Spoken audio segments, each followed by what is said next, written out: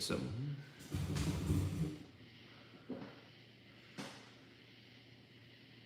All right, I'm down for that. All right, so that part's done.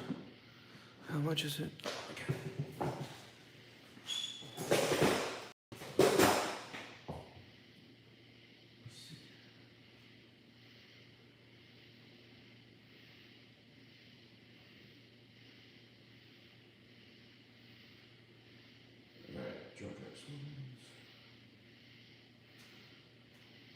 Okay, Discord. Okay.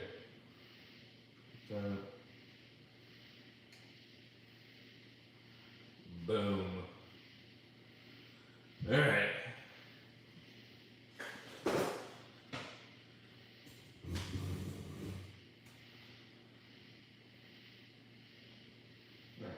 Let me know when you can see the video.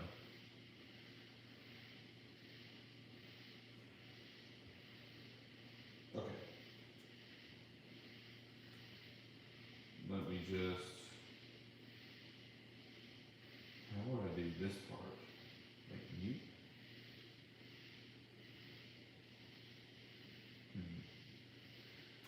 I guess I'm just going to deal with that. Oh, I do have an echo. Alright. Why would I have an echo? Because I'm like a stream from stream, I guess? Well, it doesn't matter. Okay, well now that you can see that, I don't have to play that. Boom. Alright, so I can't read the comments, so which is good because people can watch, but I'm only reading your comments. So you're going to let me know if my feed cuts out or anything like that, right?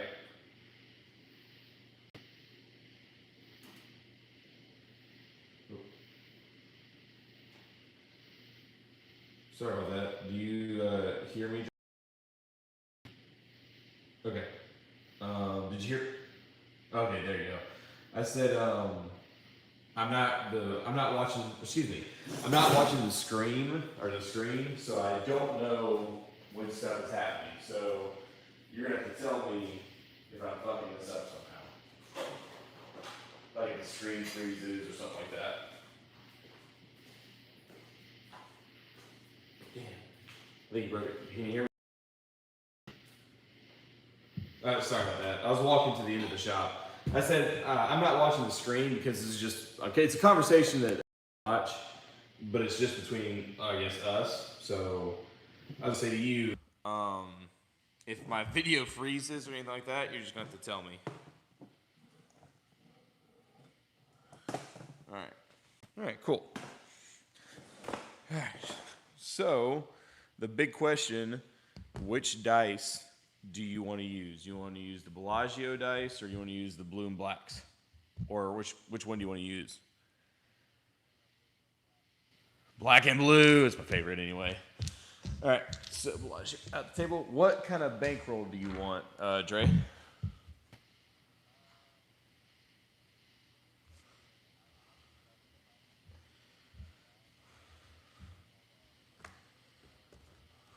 All right. All right, so we're gonna do 5 hundo. God, you're gonna make me struggle on this one. All right. No, it's fine. All right, make sure. All right, so 400, 75, 85, 90, 5, and 5, 4, 500. And do you mind if we're on a $500 bankroll? Do you mind if we're going to be on a $10 table? All right.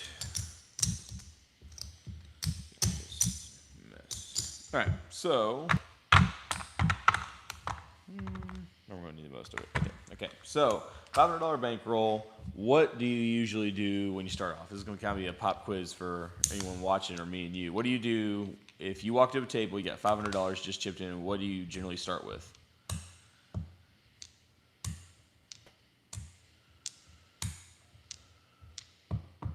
Perfect. All right. Boom. 6, 8. So we're going to wait until a 7's thrown. 6 is the point. and we're just going to deem that 6 again. That this might be his 17th point. Doesn't matter. 7 out. All right, so 7 out has happened. What do you do usually at this point?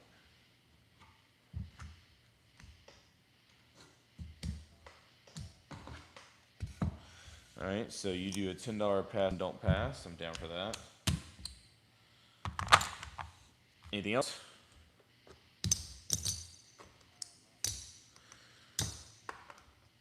All right. Just in case me and you get in a little dispute, I can sit here and have you on the sideline. If. Hopefully not. All right, so boom, boom, nothing happening. All right, you said, do you want a $12 6 and 8 working or nothing right now? All right, you got it. Yo 11. All right, 7, so the 7, 11, 7. All right, you do anything after that?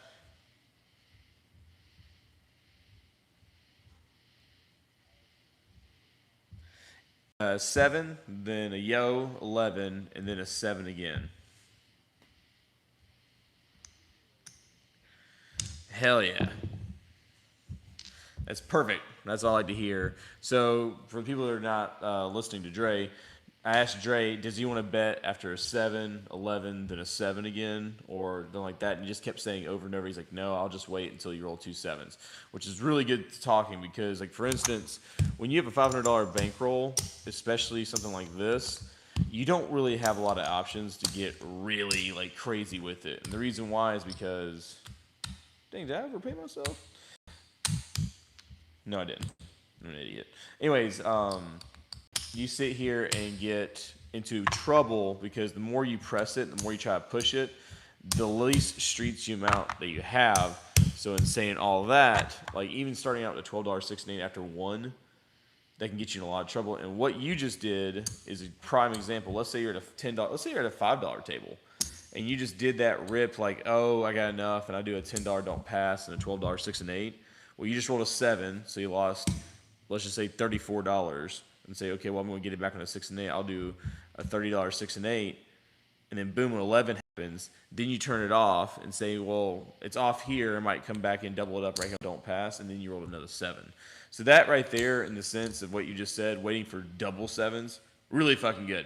All right, cool. Roll a 4. Do you want to try to do any gambit on the first 4?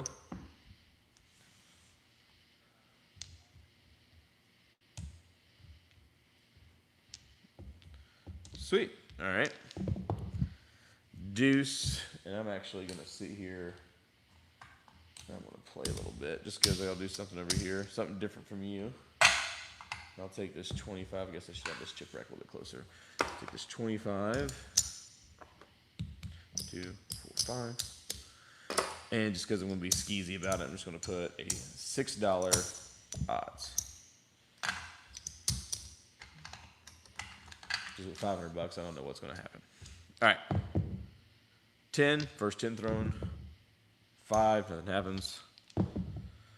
9, 8, 9, 10, second 10. Ooh, 10, third 10. Are you doing anything on the third 10? Perfect. 7. So 7 out again. Point comes off. I'm going to get paid $3 measly. Then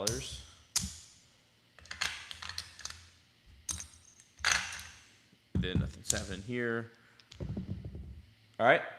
Double 7s have happened. So what would you like to do on a double 7?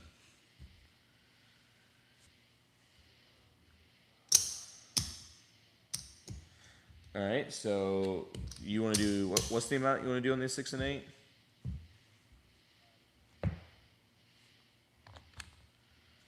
Yep. You got $12 6 and 8, which is good. Double 7s. Even, and this is another thing that can kind of get in the back of your mind. You're throwing on double 7s at $12 6 and 8, and it's working. So for you, even though you're waiting for 2 7s, with a $500 bankroll, you still got to be very leery. So the way I think about it is this, is that here's your current bankroll. You got $24 out there. That means you could do a $30 6 and 8. Once you lose that, you're now down around $94. And so that's gone. That's gone. All right, so you're going to do a 90 6 and 8. And then boom, that's gone. So you're talking about 1, 2, and the rest would be, let's say if you just put it all in, would be like around another $90, like a 102. Yeah, like a 102, 6 and 8. So let's say that's kind of a stutter step, but you couldn't recover after that. So unless you double down, do like a 210. So that's 2 sevens, 3, 4, 5, 6 sevens that you're surviving. So that's a lot of sevens, but in the back of your mind, the reason why I want to point it out is that you always want to sit here and be conscious of like, okay, what's the last bet I'm going to make on this table? So like, for instance, if you say, well, I want to survive at least 7 sevens, then you need to base off your bankroll the last bet you'd make on the 7th 7 and then backtrack it back. Does that make sense? All right, cool. So, and that's where like a lot of this stuff, if like you ever getting like worrisome about your bankroll or worrisome about like, hey, I don't know the amount to bet, always know that generally speaking, my frame of logic is I'm actually betting the last bet and just backtracking from the last bet and see when's the soonest I can even start making that bet. And so that's the first thing. And the second thing, in saying that, you're like, okay, I understand that part. But the second thing is like, hey, well, how much is to me uncomfortable, or how much is comfortable? So for me, I plan on making it to the 8th 10 or the 8th 4. So that's to me my astronomical number. Some people wait until 2 4s or 2 10s, and that's just their prerogative, but that's the number they're trying to get to. So when it comes to the 7 play, like what you're doing, you can do a couple things. You can sit here and say, okay, I'm going to do this because it's a good bet because of the 6 and 8 versus a 7, or you're saying, hey, I think that a really good bet is, I think you got to 6 sevens. So 6 sevens is where I want to be. And you backtrack from there. So that's just, I know you probably know a lot of this stuff, but this is kind of backtracking like, hey, it's not just a number in my head. It's not just, okay, he starts at 12, he moves to 30, and X, Y, and Z. Is that I'm looking, okay, what's going to be my last bet? And then how much money do I need to have to get to that last bet? And so, there you go. And you working? No, are you working this bet?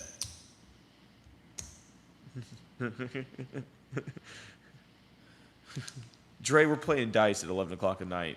Like, obviously, I'm not working. I mean, obviously, I'm the bum in this scenario, Dre.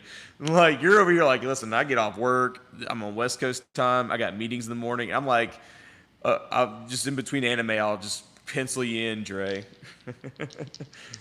All right, 4. All right, so is there any difference right here? You had a $12 6 and 8 going. The first 4 is thrown. Are you doing anything?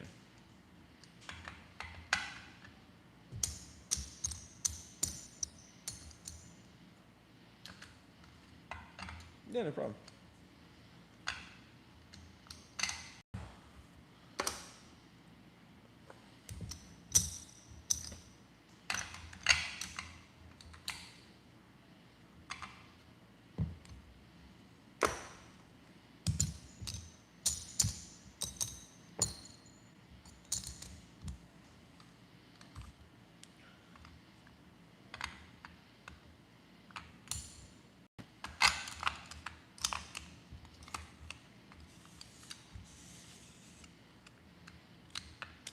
All right, so for everyone watching, and Dre had a question. He basically says, hey, I know that sometimes you take stabs or shots and put odds in the 4 and then run out there. And his question is, he's not sure if he wants to do this on $500 or wait until you're up in profit. So my answer to this is kind of 3 answers. All right, so first of all, if I was in your scenario, so I have $12 6 and 8, $500 bankroll, and you hit this right here, I'm like, well, there's $24 action right there. So I don't mind putting 50. Now, that's what I would do for probably, now if I had 5,000, I'd probably run out for 3 rolls. I'd probably cover more numbers. With 1,000, may run it out to 2 rolls, maybe, or 1 hit. All of those are 1 hit. With 500, roll out of me. If you can't hit that 6 and 8 1 roll, that's coming off, or that's turning off, and then this will come down to like $6 or $12, something small and manageable. And so that's reason number one, logic number one. Okay, for you, if you're trying to play around with the idea of profit on the hedge versus maybe doing something like a stab, like you said, my advice is this.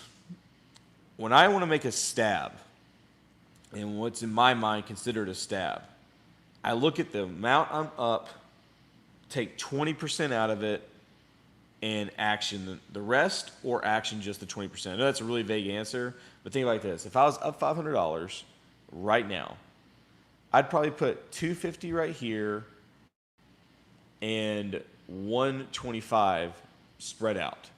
And the reason why I'd say that is because no matter what happens, the worst that can happen is I lose $250 out of $500. So I'm still keeping 50% of my investment.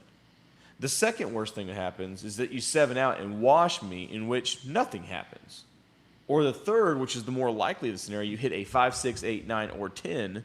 And from there, what I've usually done if I'm in profit, I'm taking these stabs, is that I'll sit here and run those. I might hit twice and then consolidate it to the 6 and 8, which I already know I already made back.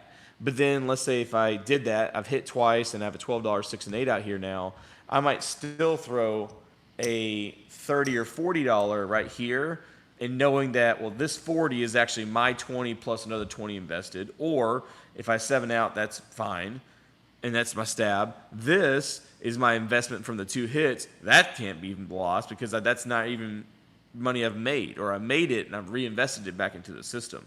So that's option number 2. And then option number 3, if you're ballsy, but with a $500 bankroll, you get so much more vulnerability, is you do kind of put like $100 right here, and then let's say 34 or 44 on the inside. That gives you what, 350 behind. That gives a little bit more action, and then you just try to hit once, take off the outside. Let's say it's the 5, that's 20, so you can reduce this by 50.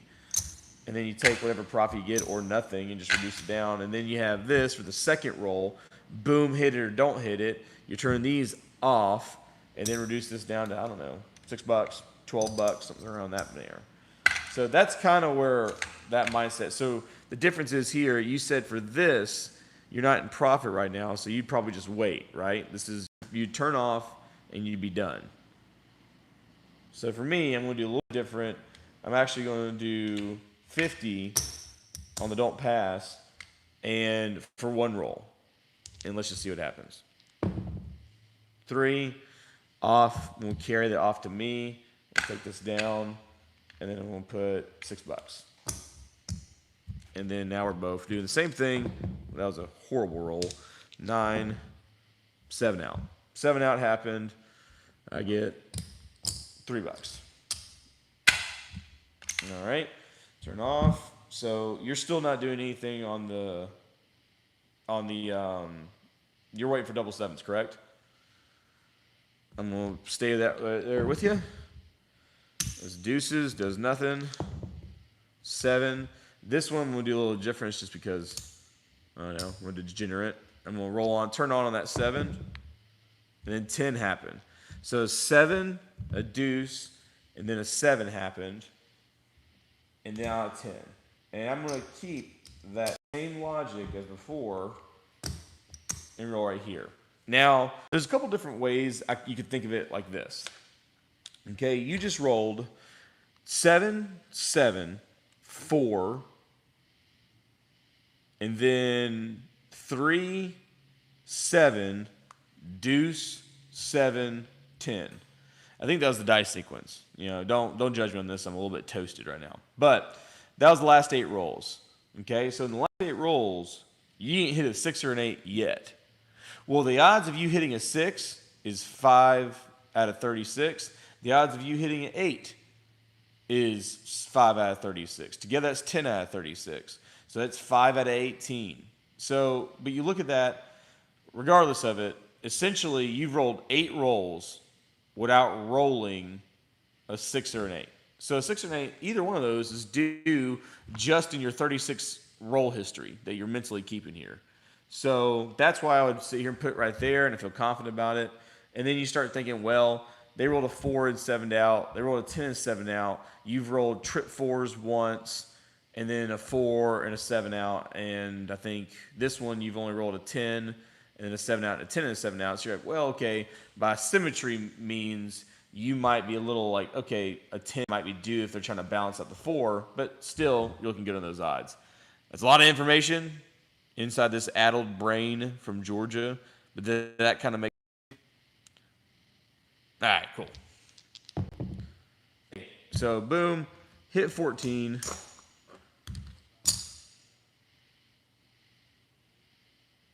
Okay. Yeah, I think it's all the terrorists that. Yeah. So, boom, I hit my 8 and made 14. I'm going to come down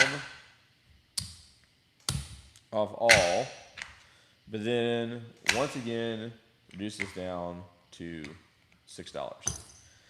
And the reason, ooh, that's a pretty damn chip right there. Where is that from? Inn of the Mountain Gods. Damn, that's a good chip. All right, sorry. So when I'm looking at this, now you've noticed that 3 separate times I put $6 out of here. Now, or 2 separate times. So in those 2 separate times, I made $3 each. So now I get the $6. I'm free floating this $6 right now. So I don't, even if I lost it, I wouldn't have to chase even if I want to, because this is profit that I've made in the last 2. But I think I think even with that $6, I should be up $14. Should. 50, 60, 70, Jesus, 75, 80, 84. Yeah, I'm up. So, right now, you're talking about micro stabs, micro bets, because you're realistically at a lower level. You're at the $500 level. That's the beauty about the $500 level, is that there's really not a lot of guesswork in your shit. And the reason why is because you don't have enough luxury to fuck up. Like, me and you are on a scholarship, and by God, if we lose it, that's it. Like, you're back to the farm, man. And it sucks. So, like, looking at this $500 bankroll as almost simple, because if you have a question, you gotta wait. If you have a concern, wait, because you're so low. Now, you're still off. You're cool with that. You mind if I roll till we 7 out or hit a 10? All right.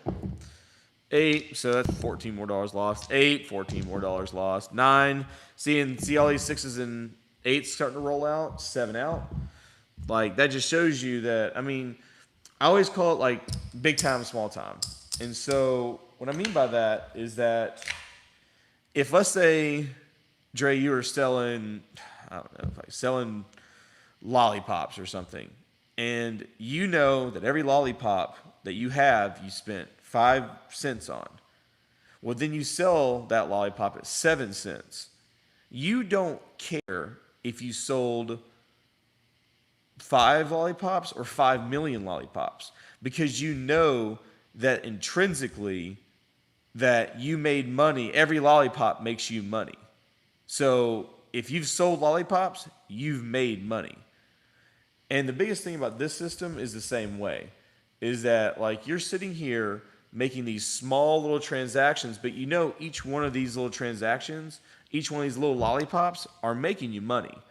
And a lot of times with my system, people get kind of razzle-dazzled by the big numbers, or like you can win big, but they kind of forget that okay, Dre, like, have you ever seen a $100,000 a pull slot machine in a casino? Have you ever seen one of those? Have you ever seen a $1 million minimum blackjack hand table? But those suckers make hundreds of millions of dollars per casino per year off what? Nickel, 25-cent, dollar bets, $5 minimum, $10 hands, $15 craps, and $25 blackjack, and by God, a $50 baccarat table. That's how they make millions, is nickel and diming you to death. That's their scheme. That's their ploy, is that they know that a 7 is the most common. And that doesn't matter if one person makes money. They know over time in millions of rolls that 7 makes X percent of money. Just like the pass line makes them X percent of money every year. You're doing the same thing. So think of your $500 as a little stab machine, because you only got to hit $3 10 times to hit that $30. And that means you only have to make 10 like $2 bets to make $3 an hour to make $30 an hour for the rest of your life. So look at it just like that. In that short amount of time, and we're not done, but 3, 4, 425, or 4, yeah.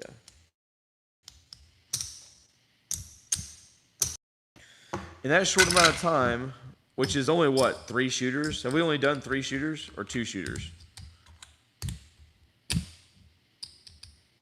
So in 2 shooters, I've done $23 of profit in 2 shooters. And that's it. And 5, 10.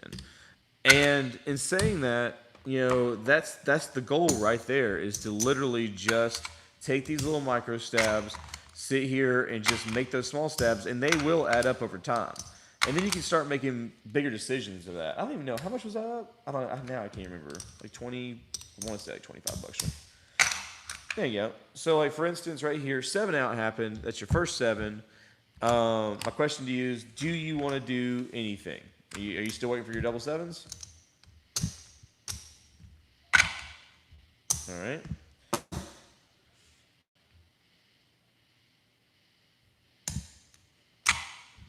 Yeah. So, yeah, hold on. You damn right. Let's sit here and stop right now. So that way, all right, that was a good little warm-up, I guess, to kind of get you in the mindset. And now we're going to do a Q&A with Dre. And we'll keep your profit since we're still in the session with you. So hit me with your question, and hopefully don't get annoyed, because I'm probably going to repeat the question for anyone watching and all that good stuff. All right, hit me with it.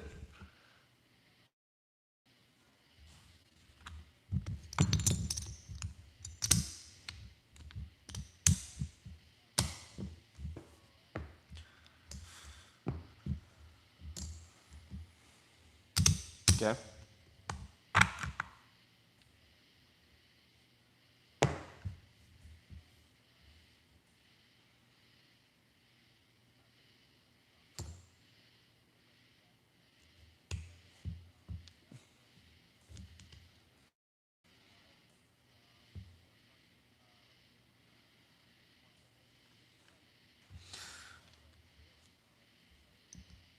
All right, let me make sure I can do that.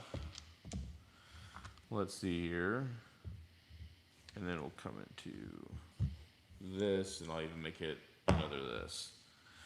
Okay, so, all right, so basically what Dre just asked is kind of a worst case scenario instance. And I'm going to go through the sequence. He told it to me. Dre, if I screw this up, just kind of tell me, because I'm going to try to do this.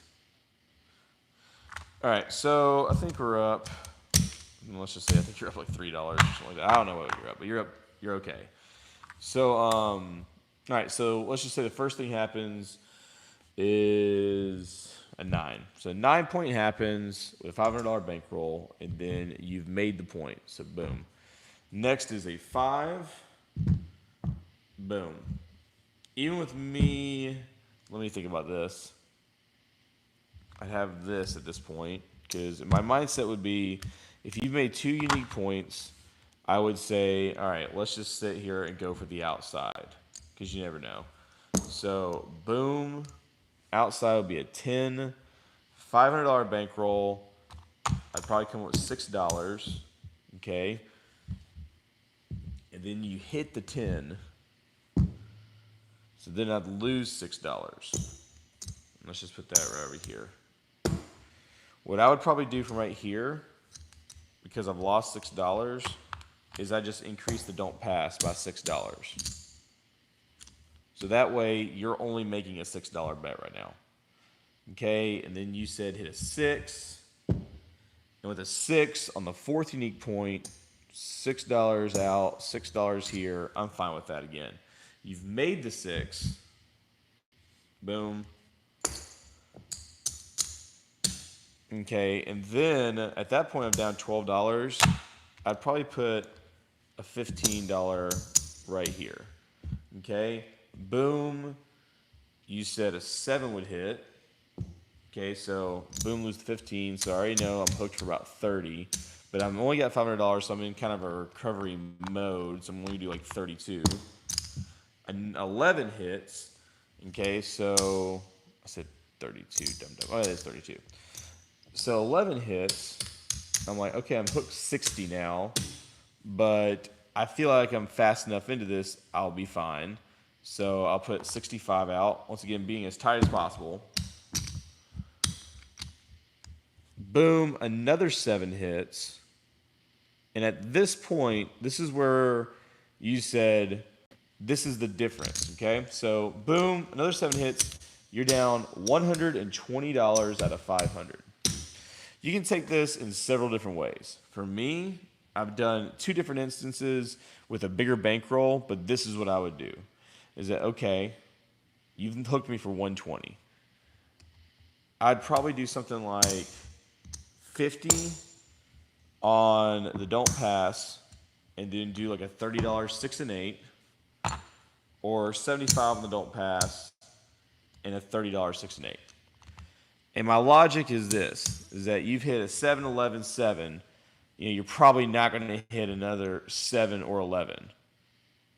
And so if you're taking a risk, you say, okay, I'm going to just stay on this, because even though from this perspective, you're like, okay, I really just need to be worried after this bet.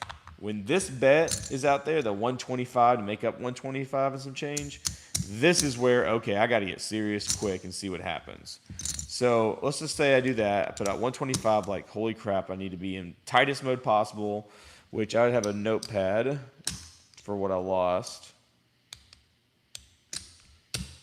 And I would have lost. Look at that. Look how close. Let's go. Let's go, Chuck. All right. You have 124. So I have 125 right here.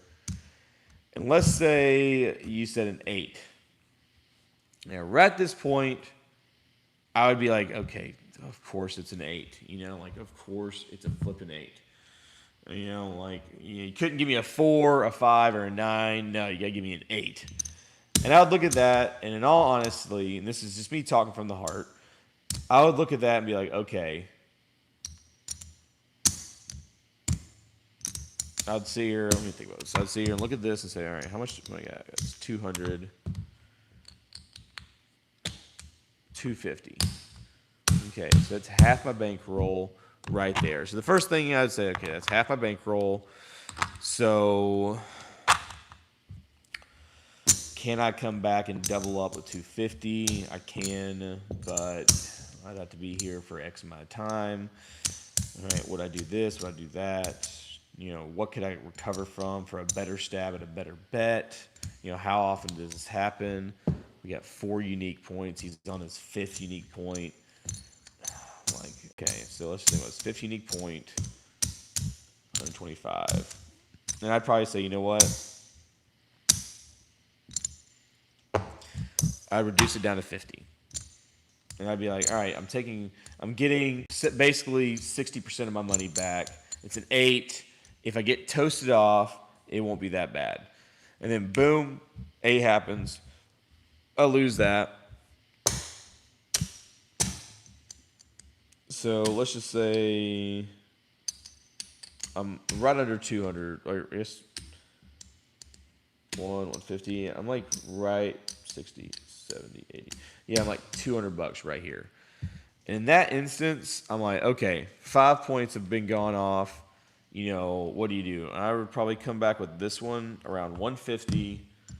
And then as long if it wasn't a 6 or an 8, if it was anything on the outside, I'd probably put, you know, odds, the most odds possible. Because at that point, and that's a very particular run out, but at that point, you're at 1, 2, 3, 4, 5 unique points, potentially 6 unique points, but right there. And realistically, I mean, look, even this chip right here says 1,000-1. I mean, if you're on a bet and you're over 800-1 odds to win, you're looking at like, you know, what am I doing here? Why am I not making that bet? I mean, I hate to say it like that because it does get stressful. It gets very scary.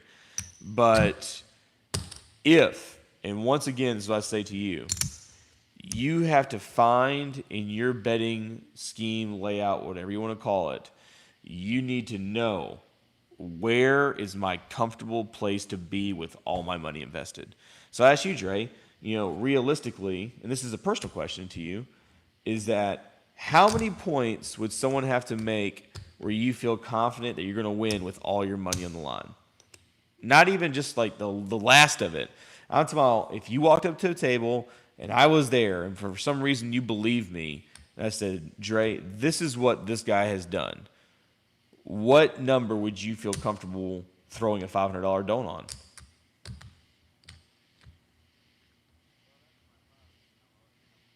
No, always comfortable, eh? Well, to me, I look at it like this, and this is where I come from. Is I always say 7 points. The reason why is because people have made the fire bet. It was a fire bet, and people played it. So people make the fire bet, which is 6 unique points. But it's rare. It's very, very rare, and it doesn't happen often. It's even rarer than the ATS. So I pick 7 bets because you have to make the fire bet plus another one. And here's a couple of red flags for you. And I've used this as well for higher bankrolls. So it's not just like a low bankroll thing. It's an every bankroll thing. You will probably never see a fire bet be made without at least one come out 7. And what I mean by that is like you said, he's made the 4, he's made the 5, he's made the 6. But like you said, where do you run into devastation? When someone starts rolling 7s outside when the point is off and then comes back on, that's the only time I see these fire bets being made. So in your craps strategy, if you ever see 1 point, 2 points, and then see a 7-11, then you're like, okay, knowing that, I'm going to wait until he makes 4 points versus 2 points or 3 points. Apologize for the moth. I'm in a warehouse. So, yeah. And so that's another, I don't know how to say it. Without sounding like a complete chotch, just a douchebag right now, it's a good way to gauge the temperature. I hate using that because I just feel like I'm trying to sell you a Miata at a crappy rate. But you want to gauge the temperature of the room. That's a good warning sign that she might be a clinger and just destroy my life one day. So good warning sign, good red flag. Anytime I tell people all the time, if someone makes an 8 or a 6 as the first 2 points, that's very common versus making a 4 and 5 or a 4 and 10. So a lot of times if I see 6, 8, and then they make a 5, that's 3 points. I'm like, okay, I'm coming in at that point. And then, I'm sitting here and it comes back to an 8 or comes back to a 6. I might not even put odds on it, or I might once again put $6. So never get scared of the $6 bet. People will laugh at you, but you'll laugh to the bank every time because those $6 bets. I mean, when I don't feel every time when there's a point, and this is just between me and you and whoever's watching, is that when I'm up in money, when I got more than $200 up, and I'm not betting anything, I'll throw a $6 don out there as odds, and I do not care if I lose it. I'm like, whatever, just because boredom. Pure boredom. And so I love it because you can really nickel and dime some $3 wins and $5 wins and crap like that. All right, that was a long explanation. That's why it's called A Drunk Guy Explains. What is your next scenario you got for me?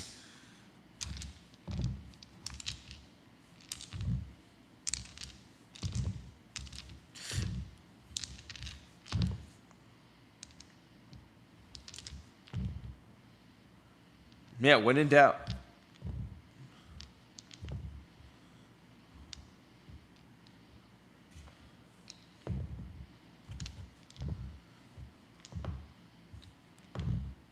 Yeah.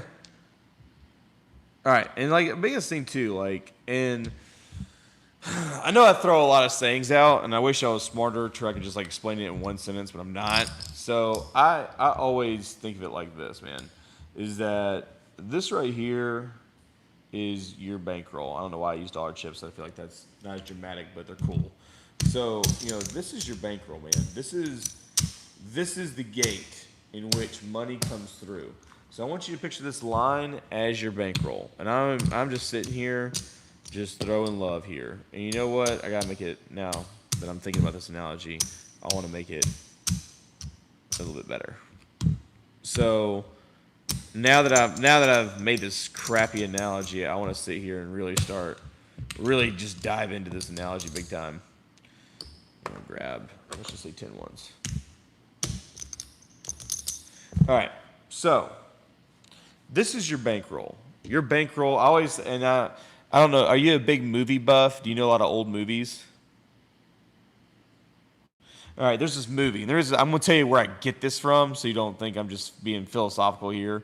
It's called Lawrence of Arabia. It's about this little British guy that went to the Middle East, fell in love with the Middle East, freed the Middle East from Britain, betraying his own country, and they gave him an award for it. That's pretty much the short hairs of it. It's really awesome. It's called Lawrence of Arabia. It's super duper old. But Lawrence of Arabia, man, and he meets all these sheiks and stuff, and the desert people, and Lawrence looks at one of the sheiks and he's like, "Well, I see that you have many successes. Look at all the riches around you," and it's the coolest scene I thought in the world because the sheik stands up and he pulls the curtains back in this little pillow fort he made, pulls the curtain back, and his entire people, horses, people, guns, they're all outside. He's like, "I am but a river in which my riches flow to my people." And I was like, holy crap, man, that was a line right there. And I was like, but that's your bankroll. Your bankroll is the river in which your wealth will flow through. That is the lifeline. That is your sheik. That is your leader. That is your just alpha and omega. And so in saying that, that's where I'm so god awful crazy about bankroll management, is because as long as that gate is open, then the profits will flow. But the minute you start taking risks or disrespecting the bankroll, and I don't mean this philosophical but the minute you start taking weird chances, random risks for no reason, stabs that shouldn't be taking stabs at, what you do is start to belittle your bankroll. And over time, what you'll notice is that as you whittle that bankroll down, the profits get less and less, which makes you want to bet more and more. And then here comes your bankroll, and you got nothing left. I mean, you're just emptying the tank. But it's flowing. It's a river, man. It flows. But you're flowing these profits. And the reason why I always tell people that they should start with the road to 100,000 at home and practice is because I don't want, for the life of me, I do not want someone to bankrupt. That's my worst fear. I wish that every time anyone went to the casino, I could just be in their shoulder no, don't do that shit. Don't do that. That's stupid. I wish I could whisper sweet nothings into people's ear, just don't do that. And I get terrified. I get terrified that people use my system and then lose money. So, in saying that, when you look at this, the reason why I always say you need practice and at home and really get the bankroll to 100,000 is this. When you can start out from nothing and work your way to the top, it doesn't matter how much I beat you down along the way and how much shit that your bankroll can take and how many weird instances and scenarios. You're like, listen, Jack, I grew up on a $500 bankroll and a $200 bankroll. I know what it means to build that bankroll to $5,000, $10,000, $15,000. And so when you do that, you're actually right now, and this is kind of cool that you're so curious about it, right now you're paying your dues on the $500 level. Because trust me, when you get to the 5,000, like you said when we first started this, well, we can make it 1,000 to make it easier. Is that, like you said, when you get to $5,000, people get in this weird craziness that they start betting like crazy. I'm like, nah, man, small stabs, micro buys. That shit is just slow and steady wins the race. And with a $500 bankroll versus a $5,000 bankroll, if you watch my videos and if me and you ever play craps at a casino together, where's my, there it is. This is my crap setup. Every time I play craps, this is exactly the chips that I make them give me. And 3, 4, 3.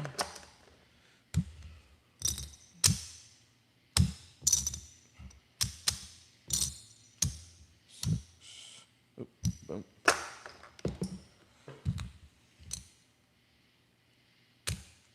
Jesus, you sticky ass damn thing.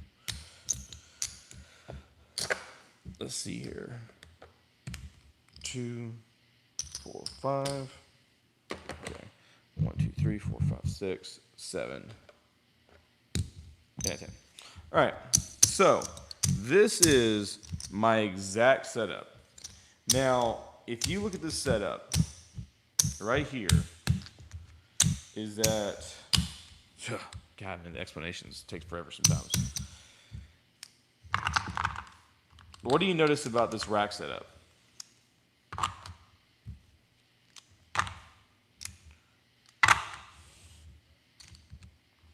The heavy bets are at the end, exactly. And if you notice, I actually don't have a lot of chips right here. The first thing that I do, if I'm on the rack, is I lock in, that's 4,000 to 5,000 right there. So I keep that on the top right here, usually marked by a dollar chip, boom. And whether I have 15,000, 10,000, 8,000, 5,000, doesn't matter. I lock almost all of it up except for $1,000. Now, am I going to play with this? Absolutely. Am I going to sit here and use this bankroll? Absolutely. Am I playing with just $1,000 with 4 bullets? No. Play with $5,000. But my operating margin is the $1,000. And then out of that $1,000, this is the money. This is essentially pretty much the operating money. So out of that 1,000, we're only really gambling with that. And in this, if emergency happens, this is a bad emergency happens. So what happens is that over time, I start getting money, I start getting paid. I'm playing conservative, but I'm still playing like I have $5,000, but that's how I differentiate it. $1,000 is operating, 4,000, which is 75% of my bankroll, is there for the what if factor. And then lo and behold, and this is what generally happens, is that, let's just say I make $300. And at $300, I'll sit here and say, okay, well, I'm putting 3 blacks. I'm putting them in with this. Still operating the exact same way, playing at $1,000. And lo and behold, I usually get a little bit more aggressive because I have 1,000 plus 200. Then I get a little bit more aggressive. So let's just say I get $200 more. Now that $200, I put that right there and say, well, I've made $500 now. And so once again, I will sit here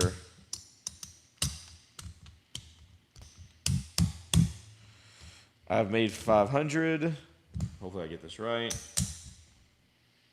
Put that right there. 2, 3, 4. Yeah, I'm going to say that's right. So now I know that this is 500. So I'll sit here, everything to the left is 500. And so I'll sit here and then use the $100 chips most of the time and say, okay, that's $200, $400, $600, $800 right there. Let's see where this is at.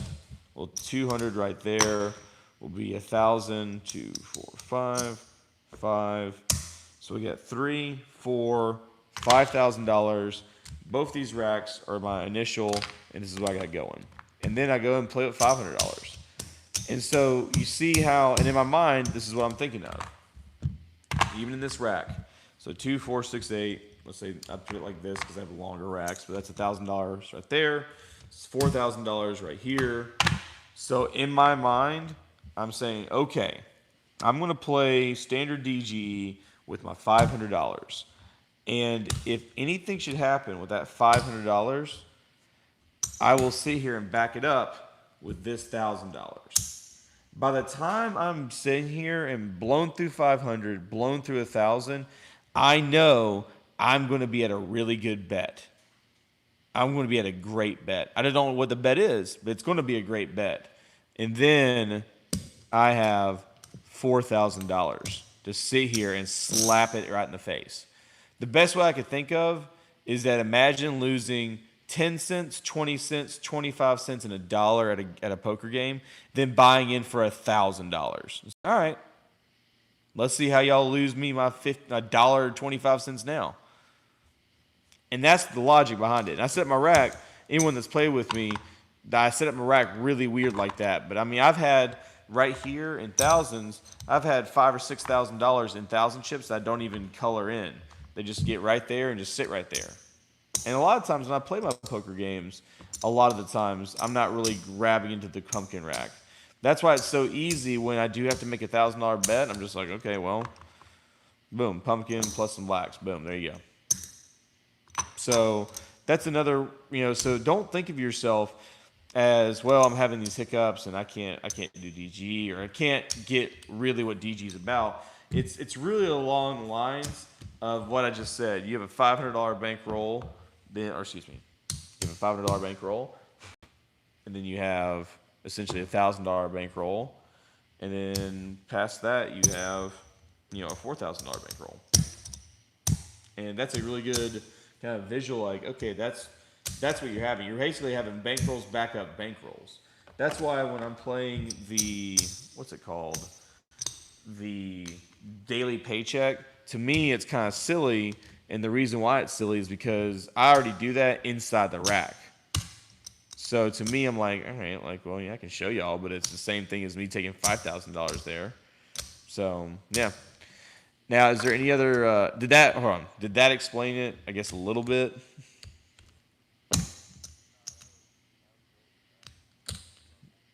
Yeah. Yeah. So, like I said, it's a lot of it's just kind of experience and time, but you mastering a $500 bankroll will in turn make you the master of any bankroll. And the people that usually lose money is people that lose that sight and say, well, it happens all the time. Someone will take the time and go with, $500 and turn it into $3,000 and then lose it. Or they'll take $500, get to $12,000, lose it all. And that's the tricky part about this is right here is you got to be humble. Like, you have to stay 100% humble the entire time, because the minute you think you own the bankroll, then you're gonna get slapped. And there's a time in one of my sessions, which was the greatest comeback in history. I was furious that by my clear curl error, I deleted the last three and had to redo them. But I went from $89,000 down to $19,000 in one session. I came back to get even, back to $89,000.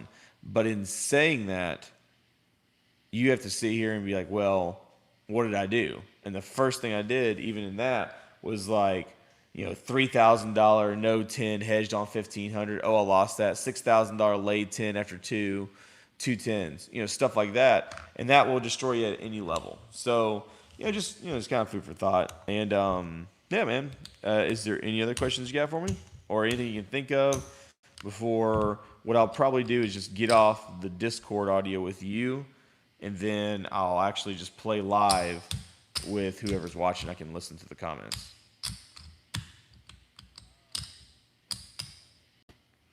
No. Oh, yeah. So, well, teach yourself as a caveat. So, I walked up to the table, and I was like 20 years old at the time, and it was in Mesquite, Nevada, or Mesquite, what I don't even call it, Mesquite, Nevada, and at a place called Eureka's, and this is now 12, 13, 14 years ago.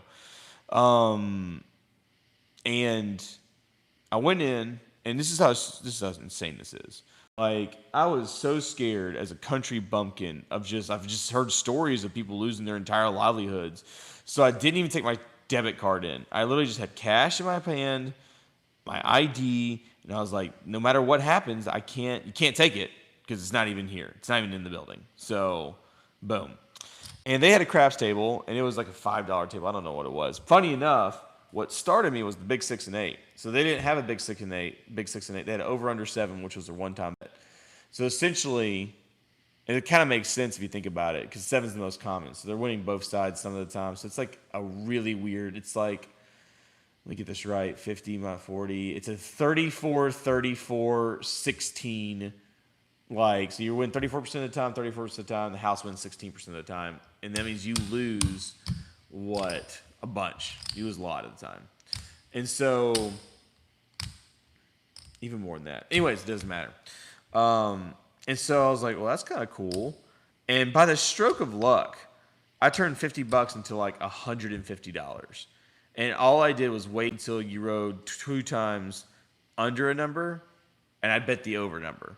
Like if you rolled a 5 and a 3, I think that you're gonna roll above a 7. Stupid. Like I don't even know. It makes sense if like in a weird way, but also like betting after 2 times with like $100, $50, that's insane and stupid. But anyways, and then it's just people were kind of playing. I didn't really know what was going on, and they're trying to explain to me place bets, and I said, so what happens if I put money up here?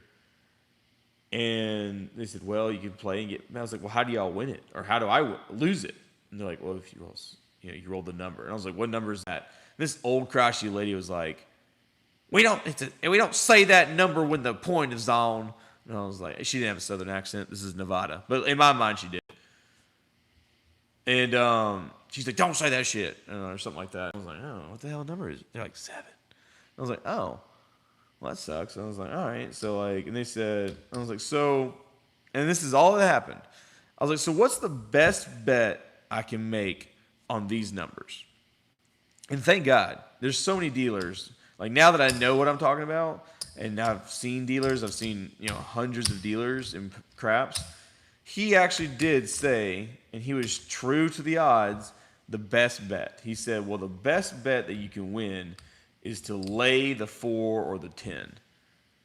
But you don't want to do that. And I was like, why don't you want to do that? And he says, well, if you give me $40, I'll only give you $20. And I was like, that's stupid. Who would do that? And they're like, well, it's the most odded to win because you're a 2-to-1 favorite to win that bet. So that's why we only pay 1-to-2. I was like, well, man, so? And I was like, what does that matter? That's like me saying, hey, Dre, hey, I'll give you every $1 every time you touch your nose. You're like, well, shit, man, this adds up. Do.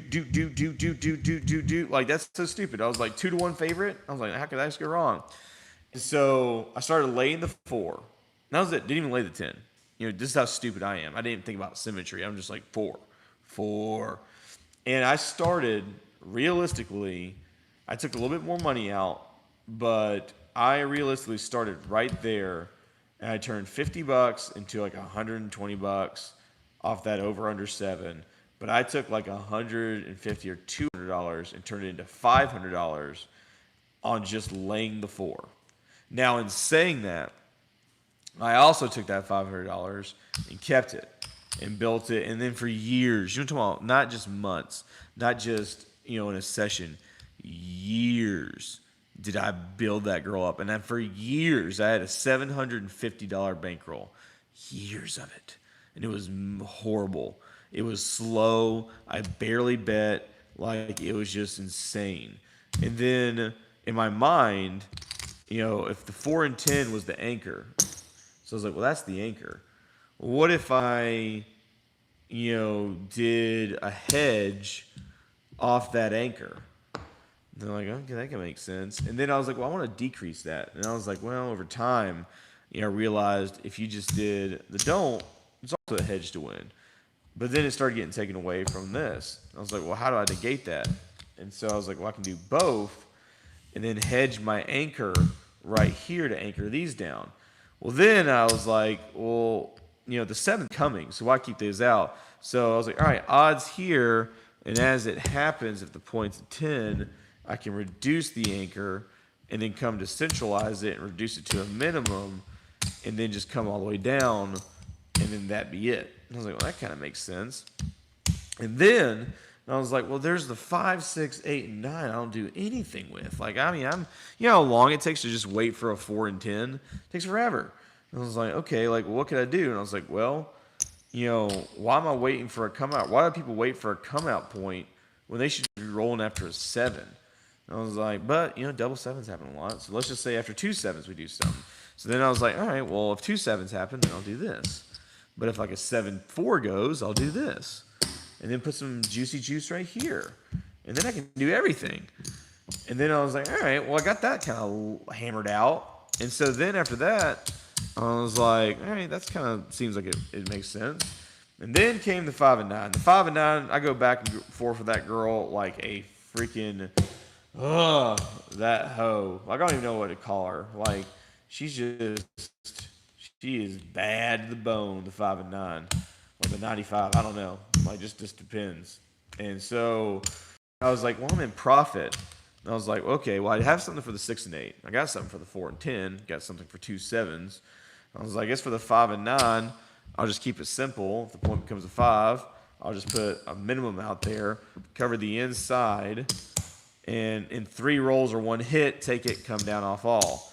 Now, sometimes when this is a higher bet, for a $25 table, I'll do like that, or maybe that, hit only once and come down off these 3, unless they make $35. And if I make $35 off like a 6 or an 8, I'll sit here and put 30 like that. And I was like, all right, well, cool. I'm clearing 5. If I hit this, I'm getting 20. That's pretty cool.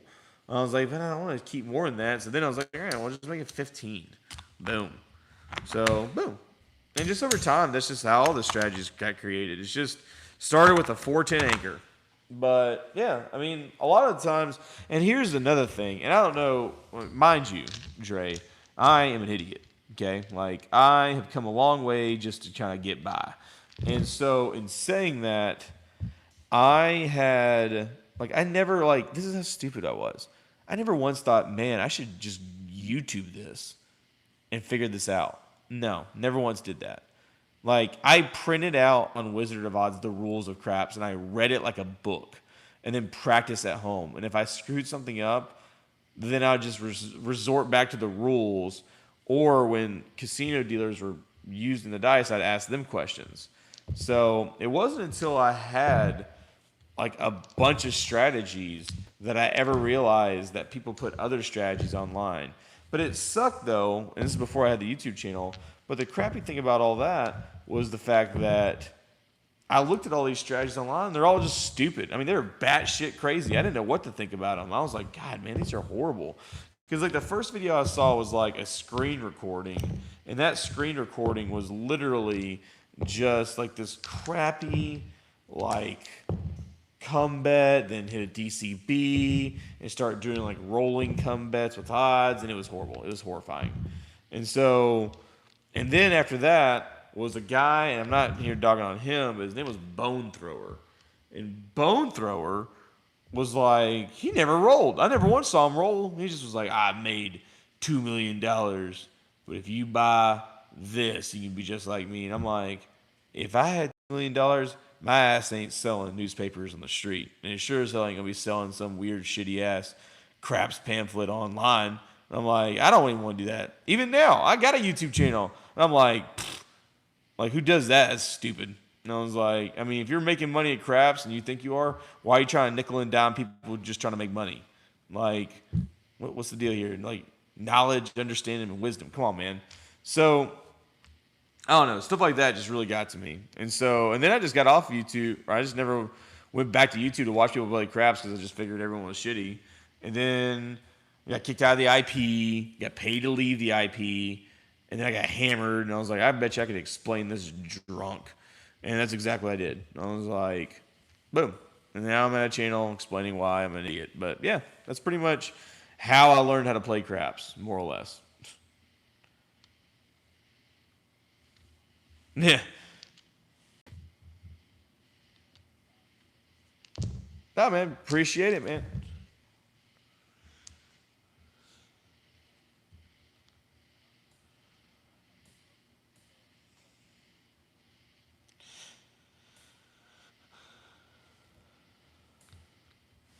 Dude, I'm on a heater right now, dude. I think I'm clearing $7,000 right now in the last 2 months on poker. So I am ecstatic. So Yeah, man. But anyways, it was great talking to you. I'll talk to you a little bit later, like on Discord chat, so to like keep you up on audio. But for everyone else who's watching, I'm just gonna like turn it over to YouTube, so there's no echo. But anyways, it was a pleasure, Dre, and I'll talk to you a little bit later when I'm done with the stream. All right, boss man. All right, talk to you later.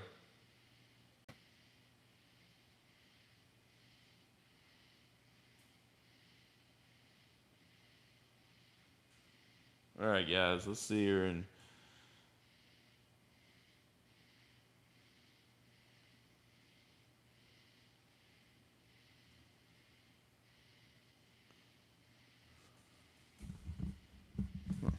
All right.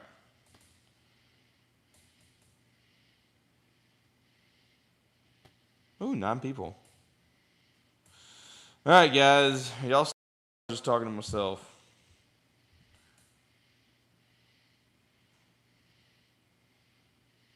Hey.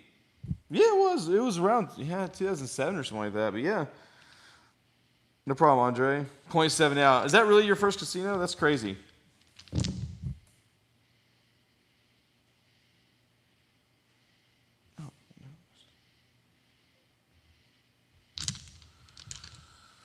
All right.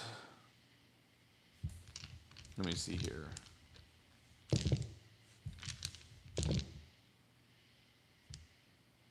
All right.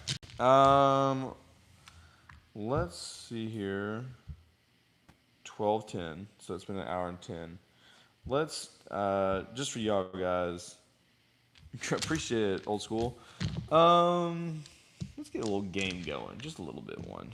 I mean, not a big one, but let's try. That's so hilarious. 5, 6, 7. Let's go ahead and try to get a little love going, guys. We're just going to do 7, 8, 9.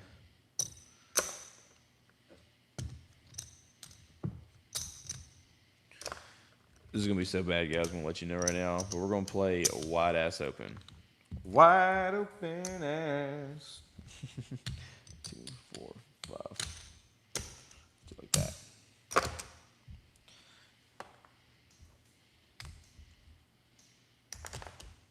Man, we don't need singles right now. All right, guys. And let's, since we're going wide ass open, let's go ahead and do a 20. I'm still just a cheap bastard I always am. All right, I can actually hear you guys. I can see you guys. So if you comment and respond, I know what's going on. All right, so lesson for Dre. All right, let's go ahead. Let's get this girl knocked out. So, I always say like, oh, I don't feel comfortable with a $25 table. I'm about to do a $30 6 and 8 off a 1-7. For the one time. 9. Let's get this lay down here. Let's do 75, lay 9. 3. Oop, 10. First 10 thrown. Third roll. 3 off. Down off the lay.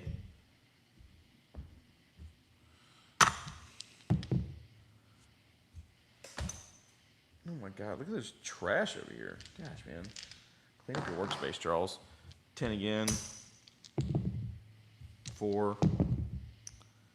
6. 4. 6.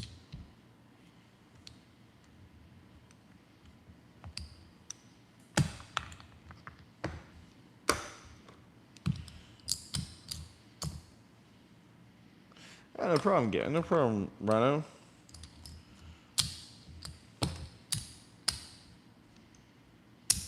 Getting a little greedy right here, guys, but when in doubt, I did say wide ass open.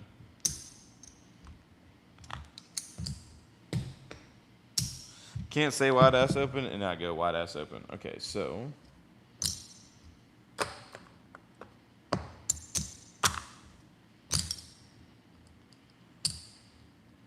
that's $1.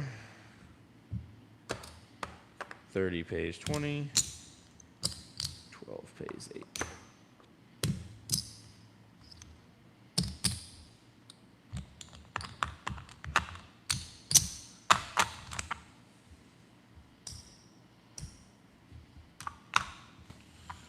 don't know why that was so close.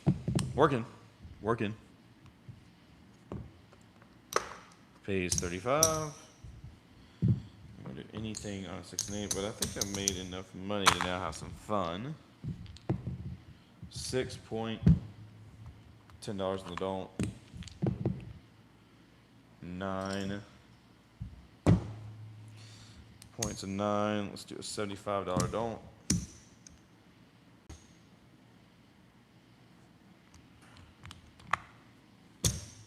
$10, $20, $30, $40,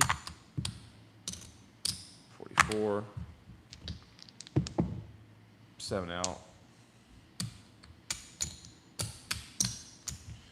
10 pays 10, 25, 50.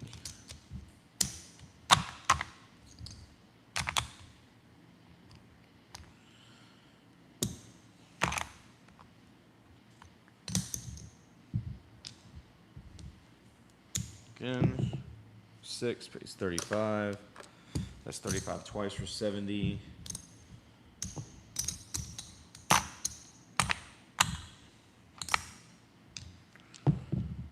$6 $10 don't. 12 push. 6. It's gonna come off. 5, 9, 11, 8, 7 out. I've made 70, so let's do a $44 inside.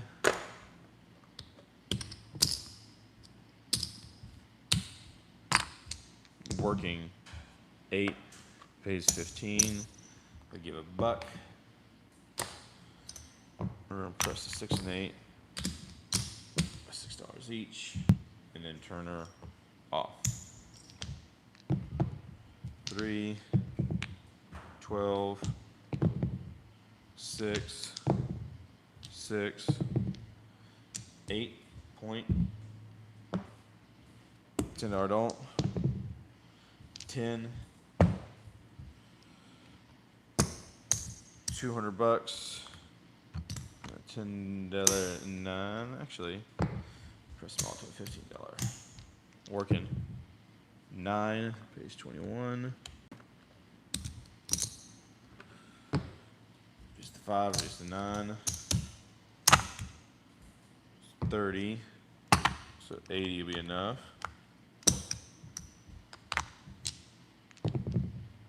What is that? 6. 6 pays 21.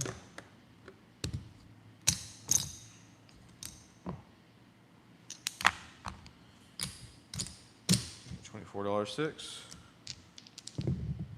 7 out. Reset. 10 pays 10.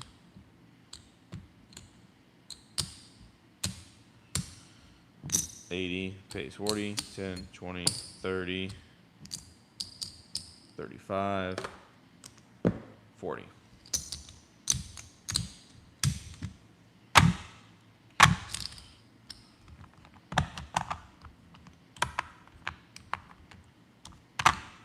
Victoria with the hedge, yeah. Yeah, I do hedge a little bit, don't I? Alright, probably up at 80 or 90 now. 3, 6, 7.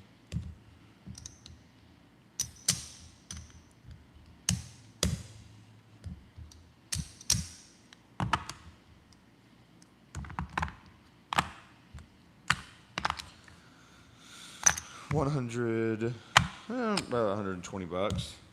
Taint bad.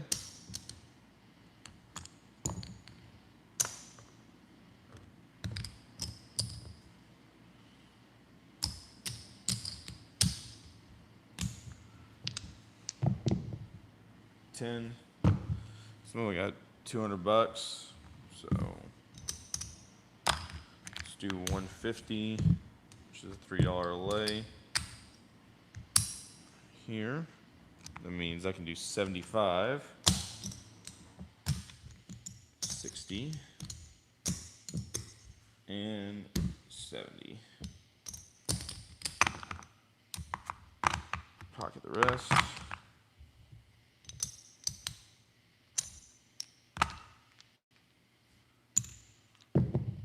Ooh, 10. Here you go.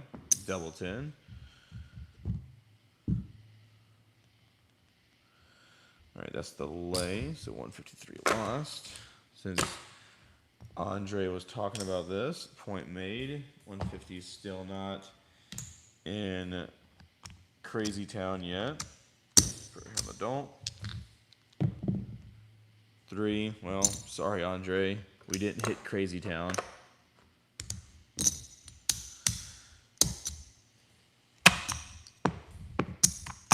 $10 in the don't.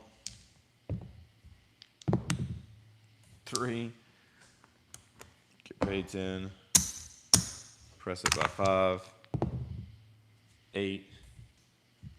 Reduce down to 0. Yo 11. 7 out. Turn this on.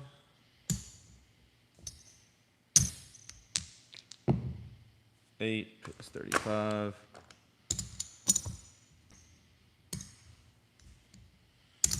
And since I'm 835, I'm actually just gonna see if I just can't make some money. 835, and I got 22 out there. $13 profit. 7 out.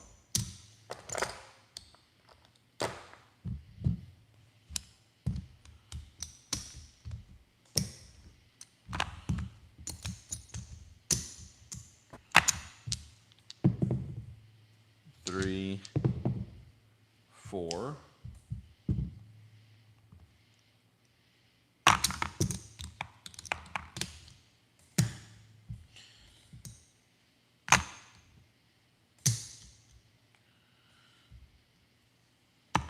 Took me forever to think that out.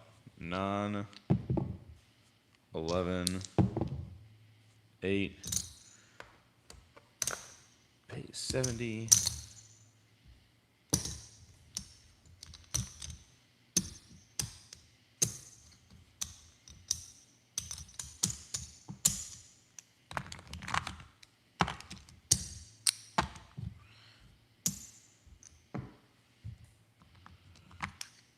Okay, 82 right there. I'm just gonna put the leg right here. 7 out.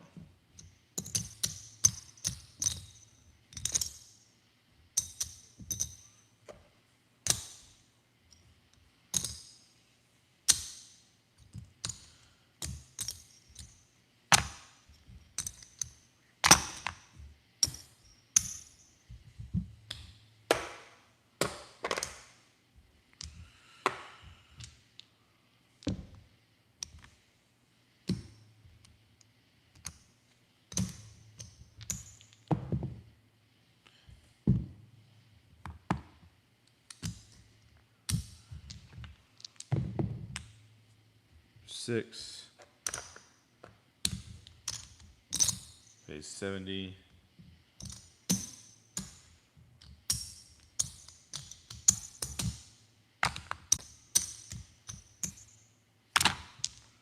Oop. 9. 4. $2 big. Point made. 2 lost.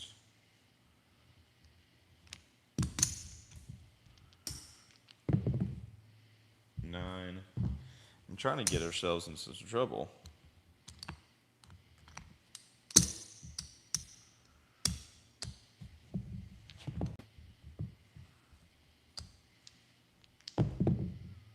Yo 11. Those are on, by the way. 7.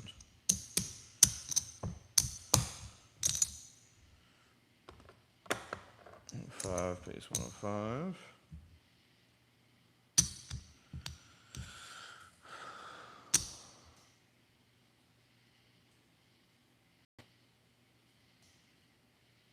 Well, 18 would pay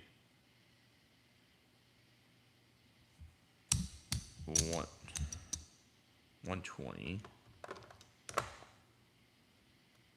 And 30, we'll pay 20 to make that 140.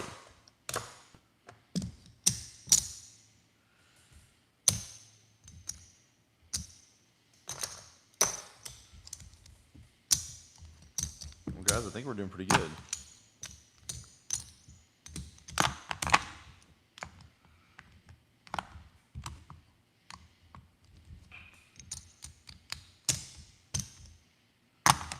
$75.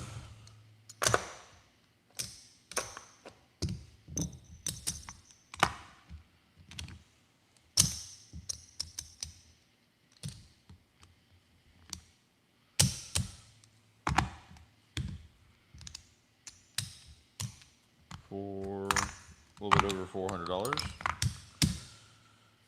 right, so let's go ahead.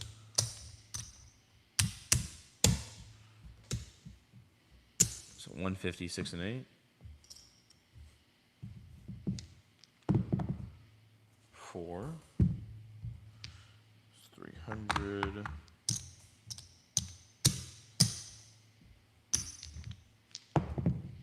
6 pays 175. 175. We're gonna invest 120.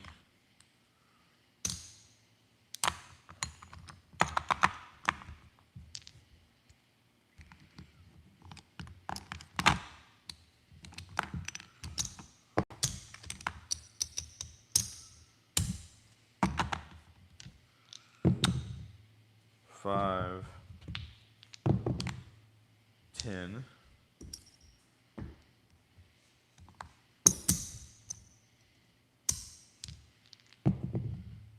6 pays 70.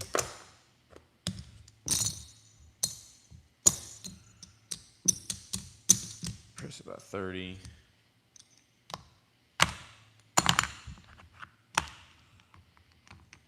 Press this about 30.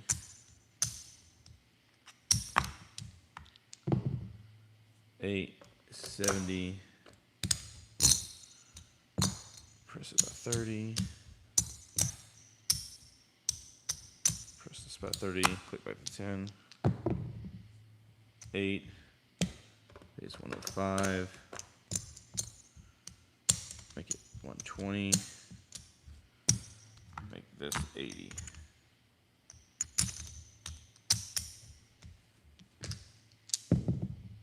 Six pays 105.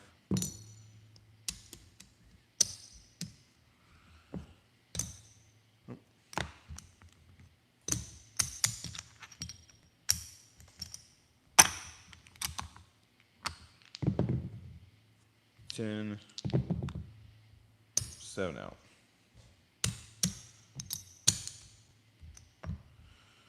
So 200. It's a $5 vig. Pays 100. 100 is 150 is a $3 vig.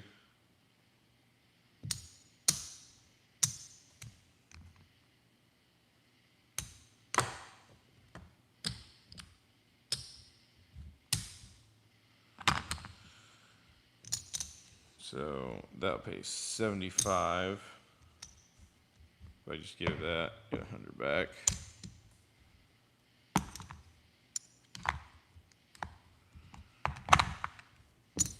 20 pays 10.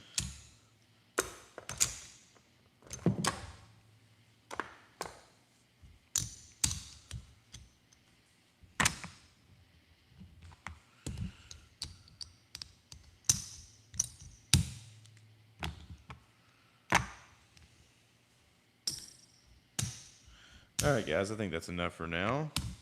So 3 ain't going nowhere.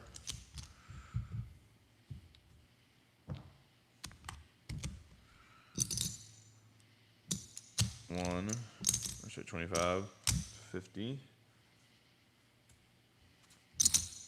75, hundo, 125, 50, 75, 200, 300, 400, 500, 600, 700, 800, 900, 1,000.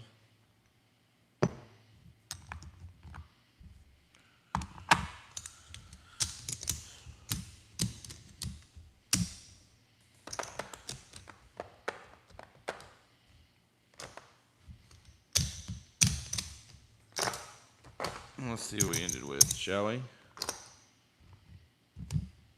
1, 2, 3, 4, 5. There's 5,000. 200, 400, 600, $878. Pretty cool. Do you guys have any questions for me before I go to my devices?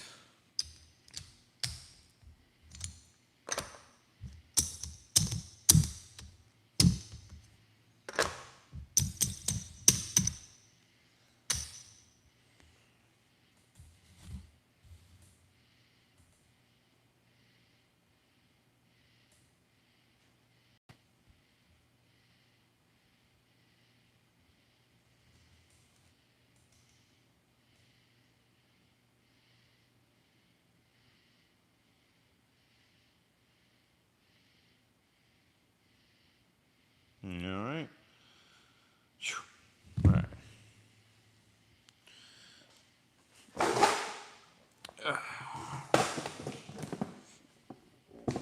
This is Charlie from Drunk Guy Explains. I'll check you guys next time.